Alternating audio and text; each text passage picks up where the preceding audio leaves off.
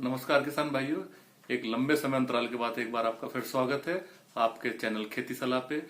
पिछले दिनों लॉकडाउन में किसान भाइयों आपसे काफी चर्चा हुई और खासकर गन्ने की खेती को लेके बहुत सारे किसान भाइयों ने जो इस चैनल पे बताई गई बातों को बारीकी से अपने खेत पे करके देखा और काफी किसानों ने मुझे फोन करके बताया कि काफी फायदा मिला है किसानों को। और इस करके मैं दोबारा से एक बार फिर गन्ने की चर्चा के साथ आपके साथ फिर हाजिर हूँ। बहुत सारे कमेंट्स मेरे पास किसानों के लगातार ऐसे आ रहे थे जो कह रहे थे कि डॉक्टर साहब के खेती में गन्ने में इतना ज्यादा जो दवाइयों का प्रयोग बढ़ता चला जा रहा है, हमारा खर्चा बढ़ता चला जा रहा है बजाय आप किसी केमिकल के। क्या कोई ऐसी चीज बता सकते हैं कि हमारे खेती का खर्चा भी कम हो और ये जहर जानने के जो जो जंजाल है, ये जो फर्टेरा है, ये जो महंगी महंगी और दवाइयां हैं, कोराजन है, इससे कोई छुटकारा हमारे लिए है या नहीं है? तो किसान भाइयों अब करीब करीब गन्ने की फसल बंध चुकी है और अगले समय में या तो अस्वजी गन्ना हो या जो हम आने वाले समय में गन्ना करेंगे तो अब हम एक नई शुरुआत की अवस्था में है। ऐसे में किसान भाइयों मैं आपको एक चीज बताना चाहता हूं। देखिए, जैविक नियंत्रण या फिर जैविक खेती कोई जादू की छड़ी नहीं है कि झट से घुमाया और उधर से सारी दवाई खेत में करनी बंद कर दी। देखिए, अगर आप दवाई नहीं करेंगे तो आप क्या करना चाहिए आपको अपने खेत में, उसके बदले और कौन सा उसका सही समय होगा, अगर आपको नहीं पता होगा तो किसी भी हालत में आप जैविक खेती नहीं कर सकते। गन्ने के बारे में अगर मैं आपसे बात करूं किसान भाइयों, तो गन्ने में केवल एक कनस्वा ही नहीं, गन्ने में शुरुआत से लेके जैसे आप गन्ना बोते हैं उसके 15-20 दिन से एक महीने से कनस्वा शुरू होता है। फिर चाहे वो जड़ बेधक हो, चाहे वो तना बेधक हो, चाहे वो चोटी बेधक हो, गुरदासपुर बेधक हो, जाने कितने 7-8 तरह के जो बेधक कीड़े हैं वो लगातार ही हर महीने करके नवंबर तक भी खेत में आते रहते हैं। तो किसान भाइयों कितनी दवाई छिड़केंगे? हालांकि मैंने उस समय आपको दवाइयां बताई थी, क्योंकि जब एलोपैथिक दवाई की बात आती है, जब मरीज वेंटिलेटर पे होता है, तब डॉक्टर के सिवाय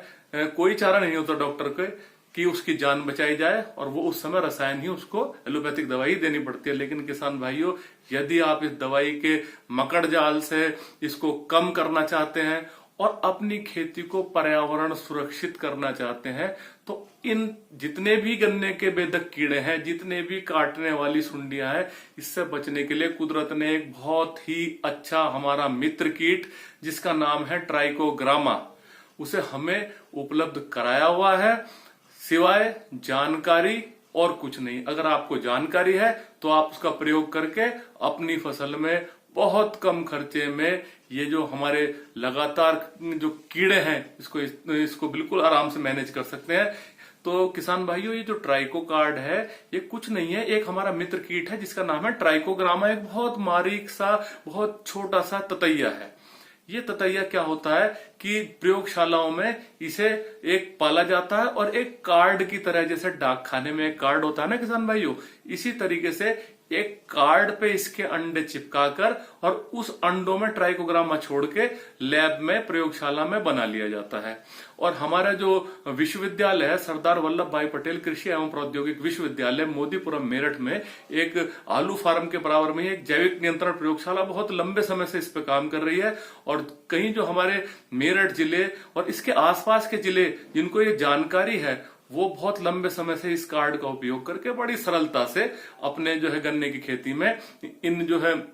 जो बेधक कीट हैं इनको कंट्रोल करते हैं और ये जहरीली दवाइयों से बच जाते हैं। जिनको जानकारी नहीं है, इस वीडियो के माध्यम से आज जानकारी अवश्य करें किसान भाइयों। इस जो मैंने आपको बताया, ये जो कार्ड है, इस पे 10 पट्टी होती है या ये समझिए कि 10 खाने होते हैं छोटे छोटे, और उन खानों पे इसके अंडे चिपके होते हैं। तो एक कार्ड पे करीब करीब जो ट्राइको कार्ड यानी ट्राइकोग्रामा कीड़ा, जो कि एक ऐसा कीड़ा है जो हमारे खेत में जितनी भी और तितलियां उड़ेंगी जो नुकसान पहुंचाने वाली हैं, जो हमारे गन्ने की पत्तियों पे अंडे देती हैं, जिन अंडों से सुंडियां बनती हैं, उनके अंडों में अपना अंडा दे देंगी। उसका जीवन चक्र खत्म, ना बढ़ेगा बांस ना बजेगी बांसुरी। इट मीन्स, इसका मतलब कि वो अंडा का चक्र तो वहीं रुक जाएगा और उसमें कौन सा कीट पलने लगेगा? मित्र कीट पलने लगेगा। तो अब सवाल क्या हुआ कि हम इसको खेत में पहुंचाए कैसे? तो इसीलिए इसको एक कार्ड की फॉर्म में, कार्ड के तरीके से खेत में पहुंचाया जाता है। एक कार्ड पे 20,000 अंडे होते हैं, तो 1 एकड़ में 2 कार्ड, 2 कार्ड मतलब 20 खाने, एक कार्ड पे 10 खाने, 2 कार्ड पे 20 खाने। उसको आराम से कैंची की सहायता से टिकट की तरह के इसके 20 टुकड़े कर लिए जाते हैं, और शाम सी के समय खेत में जाके, जब बहुत तेज धूप ना हो, पत्ती की निचली तरफ जो हमारे बच्चों की जिल्द चढ़ाने के लिए या फिर और कामों के लिए स्टेपलर होता है, उसके जो अंडों का मुंह नीचे की तरफ करके पत्ती से उसको टाक दिया जाता है, स्टेपल कर दिया जाता है। और ऐसे ही जगह जगह 1 एकड़ खेत में 20 टिकट आप उसको जाके खेत में लगा देते हैं। हमें काम ये शुरू कब करना है? ये हमें काम शुरू करना है जब हम गन्ना बोने के बाद, जैसे कि हम फरवरी मार्च में गन्ना बोते हैं, उसके 1 महीने बाद जब गन्ने की पत्ती इतनी निकल जाए जिसमें कि आप एक कागज का टुकड़ा स्टेपल कर सके, तब से आप इस काम को शुरू कर दीजिए। और 10-10 दिन के अंतराल पे आप करीब करीब 4 से 5 बार ये ट्राइकोकार्ड 1 एकड़ में 2 बार लगाएं, और उसके बाद थोड़ा सा रुक जाए, और फिर जब चोटी बेदक का सीजन आए जुलाई में, तब फिर 10-10 दिन के अंतराल पे 4 से 5 बार 2-2 कार्ड प्रति एकड़, जैसे मैंने आपको तरीका बताया, तब लगाएं। अब इसके खर्चे की बात करते हैं किसान भाइयों, फिर हम बात करेंगे काम कैसे करेगा। तो खर्चा क्या हुआ, ये कार्ड करीब करीब शायद बहुत ज्यादा मैं इसकी एग्जैक्ट कॉस्ट ना बता पाऊं, लेकिन मान लीजिए 50-60 रुपए का एक कार्ड हुआ, तो यानी कि 100 रुपए 120 रुपए का एक बार में खर्चा हुआ 1 एकड़ के लिए। और अगर आपने इसे शुरुआती अवस्था में जब आपने गन्ना लगाया, उसके 1 महीने बाद 10-10 दिन के अंतराल पे 4 बार भी लगाया, तो 12 चौक 48, और 5 बार भी लगाया तो करीब करीब 500-600 रुपए एक बार में। और फिर जुलाई के बाद आप उसे ले गए फिर 5 बार, अगस्त सितंबर तक, तो तब भी 500-600, यानी कि 1000 से 1200 रुपए का खर्चा पूरी क्रॉप पीरियड में, यानी कि पूरी फसल अवधि में आपने खेत में किया। मेहनत जरूर है किसान भाइयों, लेकिन यकीन मानिए जैसे ही आप ये कार्ड खेत में लगाते हैं, इसमें से वो जो ततैया है जो उन अंडों में पल रहा है, वो जैसे ही वातावरण की गर्मी होती है, क्योंकि लैब में, प्रयोगशाला में तो ये फ्रिज में रखा रहता है, तो जब तो अंडे इसके बाहर निकल नहीं पाते, और जैसे ही आप इसे खेत में पहुंचाते तो हल्की सी गर्मी मिलने से ये उस टिकट में से, पत्ती पे जो आपने टिकट चिपकाया है उससे निकलेगा, और चारों तरफ अपने आप, क्योंकि कुदरत ने इसे इनका दुश्मन बनाया, जो हमारे दुश्मन कीड़े हैं उनका दुश्मन इसे बनाया, तो ये भाई जाहिर सी बात है हमारा दोस्त हो गया। ये निकलेगा, निकल के चारों तरफ अंडे ढूंढेगा अपने आप, आपको कुछ नहीं करना है, और अपने आप अंडे तक पहुंच के उस अंडे को खत्म कर देगा, जिसमें से सुंडी बनने वाली थी, जो गोब में घुसने वाली थी, जो आपके गन्ने को काड़ा करने वाली थी, जिसकी वजह से आपको 2-2, 4-4 हजार रुपए एक बार में प्रति एकड़ इस्तेमाल करके आपको रसायनों का खर्चा करना पड़ रहा था। तो किसान भाइयों,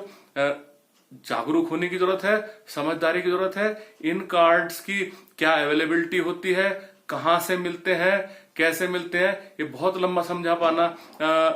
इसी समय संभव नहीं है, लेकिन हमारी जो जैविक नियंत्रण प्रयोगशाला है, हालांकि आजकल क्योंकि ये कुछ मेट्रो का काम चल रहा है, तो ये प्रयोगशाला में इनका प्रोडक्शन नहीं हो पा रहा है दुर्भाग्यवश, क्योंकि वो अब बाहर सड़क पे से हटा के प्रयोगशाला अंदर इसमें यूनिवर्सिटी में ले जाई गई है, तो आजकल वो बन रही है। बहुत जल्दी इनका उत्पादन वहां पे दोबारा शुरू हो जाएगा, लेकिन प्राइवेट में भी इस तरह के कार्ड बन रहे हैं। जरूरत है इसके बारे में समझने की। देखिए किसान भाइयों, अगर हमें जैविक की ओर जानना है, अगर हमें रसायन कम करने हैं, हमें अपना खर्चा कम करना है, गन्ना चारों तरफ है हमारे क्षेत्र में, लेकिन जानकारियां अच्छी से अच्छी अगर हम नहीं जुटाएंगे